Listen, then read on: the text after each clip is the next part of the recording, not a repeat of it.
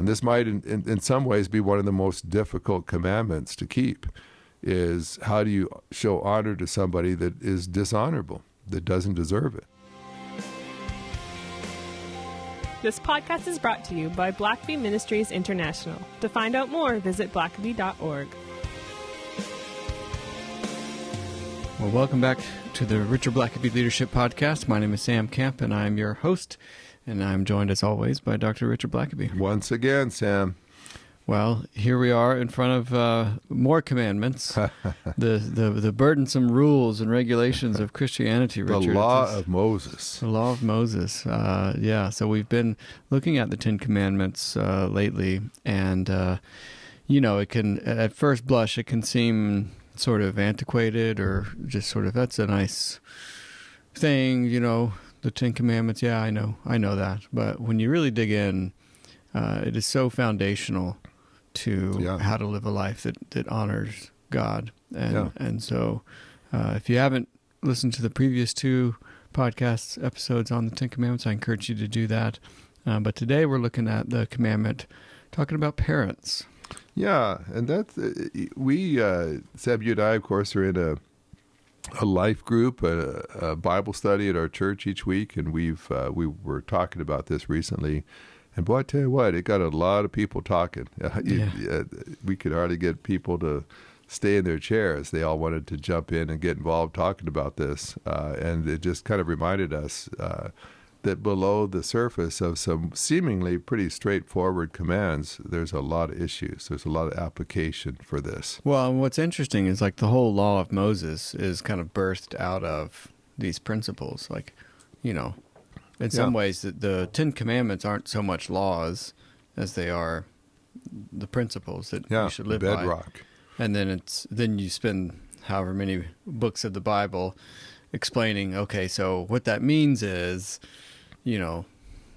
only drive your donkey this far on a Sunday, or so the rest of it is us trying to figure out, so how do we best apply these principles to our life? And it is interesting. Some things God doesn't really spell out very clearly. He kind of leaves that with us, and then other things He does get a lot more specific. And so I think we could kind of follow God's lead on a bit of that. But this one, beginning verse 12, it says, "Honor your father and your mother, so that you may have a long life in the land that the Lord your God is giving you."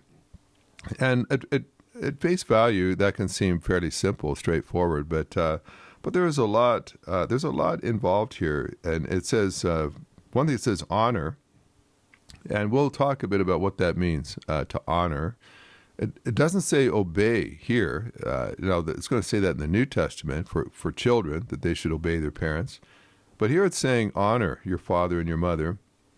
And I've had people say, well, does that mean I have to, even if they want me to do something that is against God's word, do I, what do I do with that? And I think it's very clear that our first loyalty has to be to God. Mm-hmm.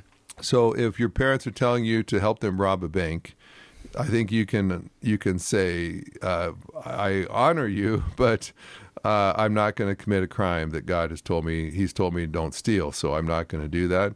And I think sometimes there's a lot of pressure put on kids to say, well, we're your parents. And I've seen this as you get older, where parents, maybe they can't just tell you to obey them anymore, but they can certainly put lots of pressure on you and be very disappointed and have their feelings hurt. And I saw this, and I've seen this in many different ways. When I was a seminary president in Canada, there were some American students that felt God was leading them to come and study with us, but their parents were not happy about their kids taking their grandkids all the way to another country. And they would put all kinds of pressure on to say, the Bible says to honor your parents, and we're just against you moving so far away from us and taking our grandkids away. And some of these folks would they would really struggle with that because they wanted to honor their parents, but they felt like God was telling them to do something that their parents didn't want them to do. And so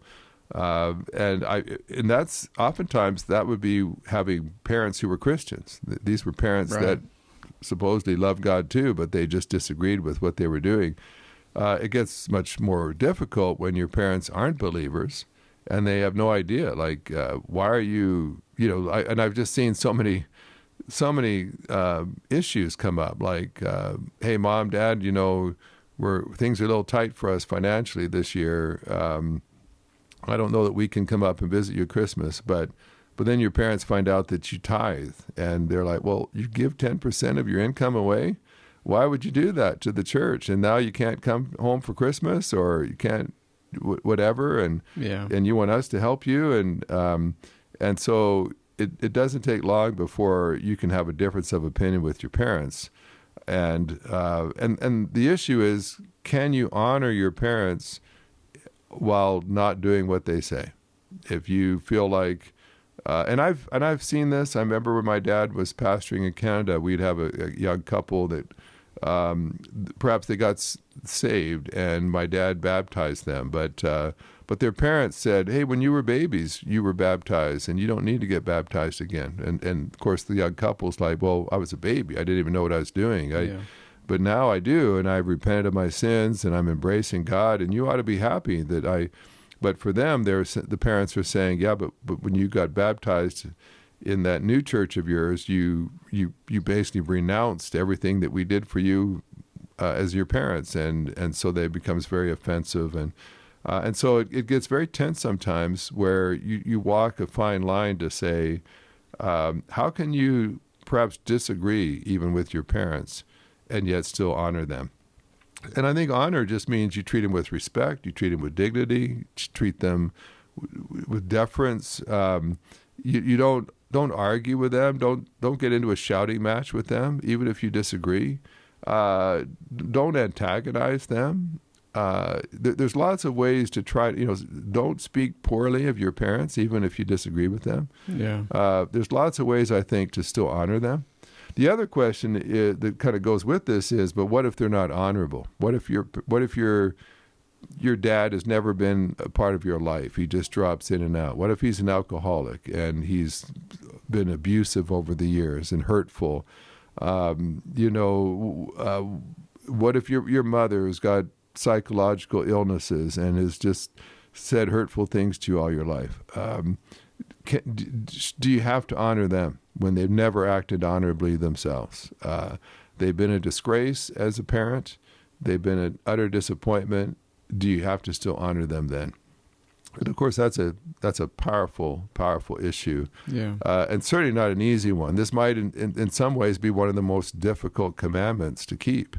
Is how do you show honor to somebody that is dishonorable, that doesn't deserve it, that's actually just done the opposite, been very hurtful? Can you do that? Should you do that? And so and by the way, it also says honor your father and your mother.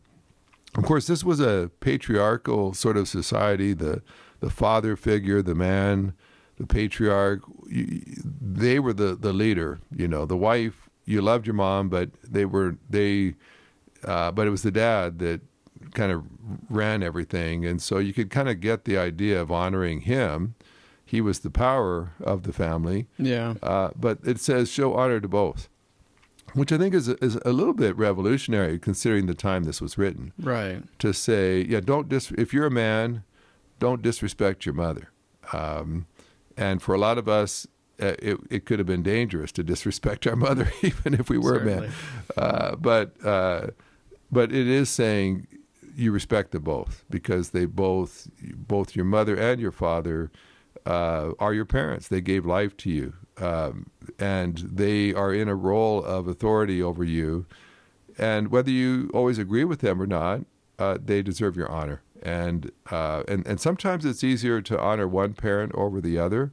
Sometimes you've got one parent that perhaps just was more loving and caring to you, or more reliable than the other.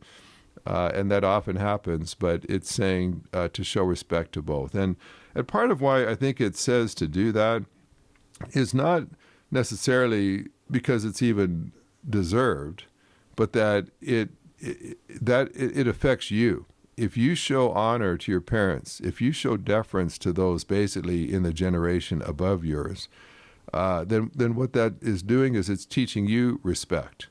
It's teaching you to recognize those who've gone before you. And of course, if you learn to respect your parents, you're going to tend to respect authority in general. And if you disrespect your parents, if you trash them out and just don't listen to them and don't even try to do what they say, then the odds are much more great that you're going to treat God, your father, the same way, and other adults, and maybe the police, or maybe your school teacher the same way. And so much of the statistics today indicate that the number one reason why kids end up in trouble with the law and in jail and committing crimes is an absence, especially of a father figure in their life. They grew up without a respect for authority. They certainly didn't see someone that acted honorably in their life, but they were never taught to respect those over them. And so they don't respect the police, their teachers, or other authority figures as well, their pastor, and that just causes all kinds of grief. It's difficult for a society to function when the younger generations have no respect for the older ones. And so that kind of just even leads up to the whole issue of how to treat our elders. It's really kind of what that's talking about. And when you see someone that's of an earlier generation than yours, they've lived longer than you have, and you recognize they have largely built the world for good or bad that we now inhabit. And I think it helps you to realize you're not the first generation walking this planet. There's a lot of people who've come before you, and one day you will be that older person. You'll be that father figure.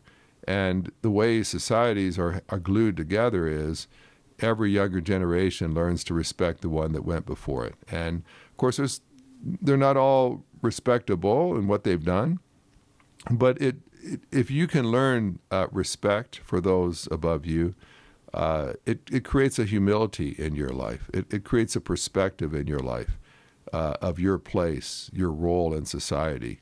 And then when you go to relate to God, then you also learn to revere him, because you've learned how to show that respect. Well, and I think it's important too that it's talking about honor and respect, not necessarily agreement. Yeah. And I think there's a way, of course, if you look at our modern American politics, most respect has long since passed. Yeah. But I think there are ways to respect each other, respect your elders, respect your parents. That doesn't necessarily mean you agree with everything that they do.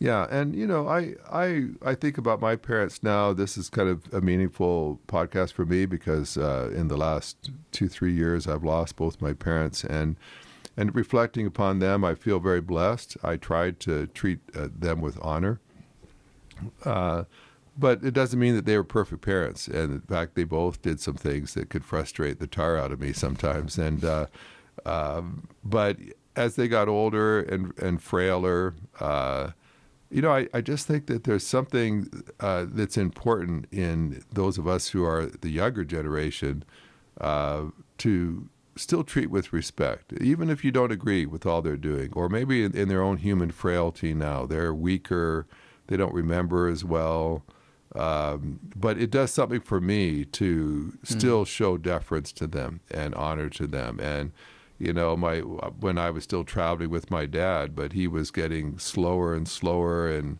more confused, and he would just develop some kind of bad habits. I could get impatient with him sometimes just because he wasn't really acting necessarily like he would have 10, 15 years earlier.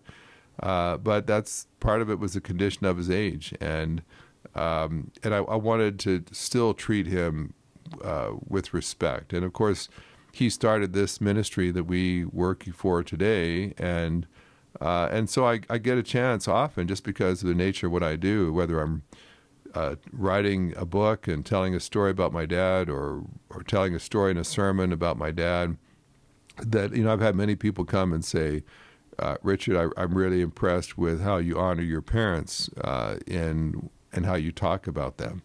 And they're dead and gone now.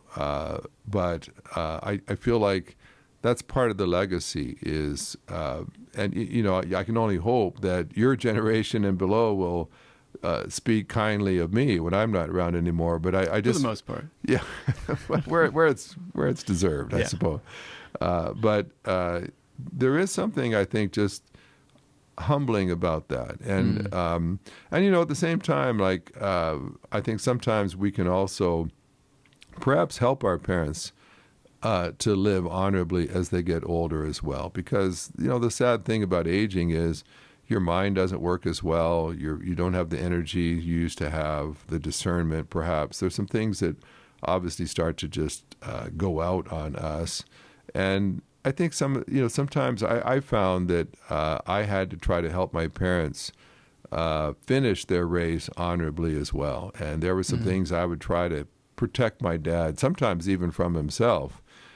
He had a raging sweet tooth, and that led him to become a type 2 diabetic, and that was a weakness for him. He just could not pass up a bowl of candy or donuts or cookies, even when it was going to cause him to have a skyrocketing blood sugar level. And there were times where that could be very frustrating for me to watch him doing something that was foolish for his health. But partly he had some onset of dementia, and just his cognitive faculties just couldn't necessarily process that anymore, and there were times I just had to really just treat him with respect, nonetheless, even perhaps at the same time try to help him to avoid things that would harm his health. And I remember as my mother was actually had a terminal illness and really only had maybe a month or so left to live. She was declining rapidly, and I loved her. I mean, she could be a tough woman. She had to be to raise 5 kids, but four sons. And she was a very independent soul. Grew up in Oklahoma, kind of a Midwestern.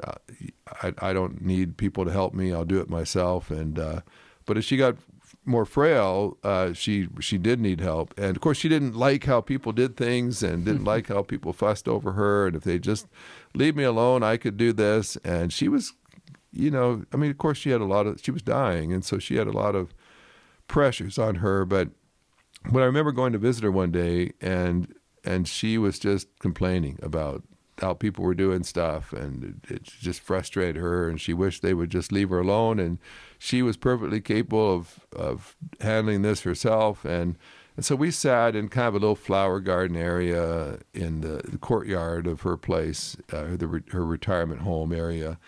And I remember just saying to her, Mom, I said, you have got so many wonderful memories. You've traveled the world with Dad. You've met all kinds of amazing people. You've had so many wonderful times with God. I said, your heart and mind are just full of rich, great memories. But I said, your kids, and especially your grandkids, they're still making lots of memories. And I said, and some of those memories that they're going to be making are going to be with you. I said, they all want to come and be with you and see you at this time and stage of your life. And I said, when they come to see you, don't be grumpy. And I guess perhaps I could say it as only a firstborn child, her oldest son and child, could say.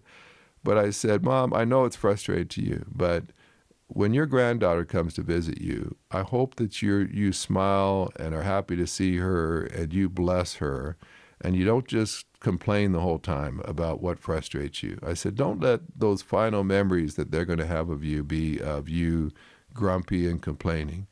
And my dear mother, she would listen to me, and she nodded as I knew that nod. She was hearing what I was saying, and I said, Mom, I'm so sorry that you're going through this. I know it's not easy, but don't let your pain and inconvenience make you self-centered. that you forget about others, because her whole life had been spent thinking of others, her kids, her grandkids. She loved them. And so, sometimes I think we have to even kind of help our aging parents finish honorably. That's that's what they wanted to do. And I know my mom did. And so it's, it also just kind of makes you realize, as I get older, I'm a grandparent now.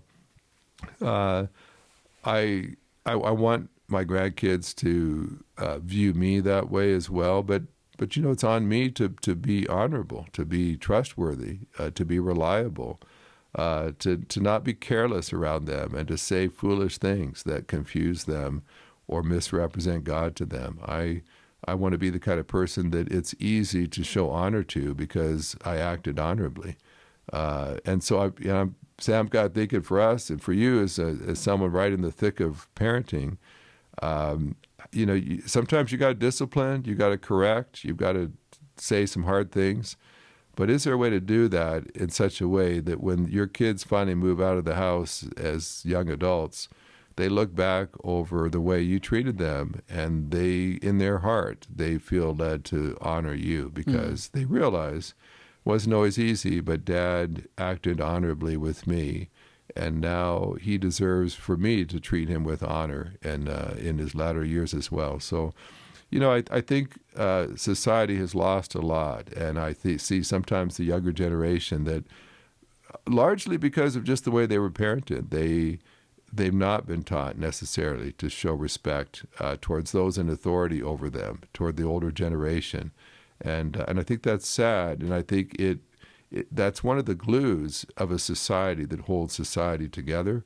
And when it's not there, it lets society come unraveled. And so I think, God, this is an important one. It in some ways, it kind of seems funny that it would be one of the top 10 with so many things that if you only got 10 commandment spots, why do you take a whole one to talk about how to treat your parents? Yeah. But I think it's a lot bigger than just your immediate family. I think it's a whole mindset, and I think it has great implications for an entire society. And so I think God knew what he was doing when he said, I put this order in place that each generation respects and shows honor to the one above it. And at the same time, as you relate to the younger generations, you act in a way that is honorable so that you make it as easy as possible for them to show honor to you as you get older. Well, there's a lot to soak in these short verses here, but I appreciate you taking us through this, Richard. And until next time. Thanks for listening to the podcast. If this is something you enjoyed, it really makes a difference if you leave a review and a 5-star rating on Apple Podcasts or wherever you listen. Don't forget to subscribe and share with your friends. We always love hearing from our listeners, so email us at podcast@blackaby.org.